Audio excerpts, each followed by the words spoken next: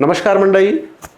कापूस हे आपलं महत्त्वाचं पीक आहे आणि त्याचा सर्वांगीण आणि सुदृढ वाढीसाठी मी एक तुम्हाला आळवणी म्हणजे ड्रेंचिंग शिफारस करतो, ज्यामध्ये एकरी अर्धा किलो NPK बूस्ट DX हे नत्र, स्फुरद आणि पालाश मिळून देणारे जीवाणू आहेत.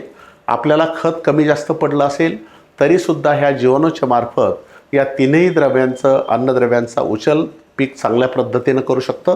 त्यामुळं जीवाणू खतामध्ये NPK बूस्ट DX अर्धा किलो, याच्यासोबत उच्च गुणवत्तेचं ह्युमिक ॲसिड रायझर हे 1.5 लिटर प्रति एकर आणि सर्वांगीण विकासासाठी समतोल नत्रस्फुरद पालाश असलेलं चांगल्या गुणवत्तेचं विद्राव्य खत 19-19-19 3 किलो एकरी हे 3 घटक जर वापरले, NPK बूस्ट DX अर्धा किलो, रायझर 1.5 लिटर आणि 19-19-19 3 किलो प्रति एकर आळवणी झाडाच्या बाजूला जर आपण पंपाचं नोझल काढून आळवणी केली किंवा ज्यांच्याकडे ठिबकची व्यवस्था आहे त्यांनी ठिबकद्वारे जर दिलं तर निश्चित आपल्या कापसाची सुदृढ आणि जोमदार वाढ होईल. आणि याचाच प्रयोग आपण काही झाडांना न टाकता काही ओळी तशाच ठेवा, म्हणजे वापरलेलं आणि न वापरलेलं त्यात आपल्याला निश्चित फरक दिसेल. तर हे आळवणी फायद्याची आहे, आपण याचा नक्की वापर करावा. धन्यवाद.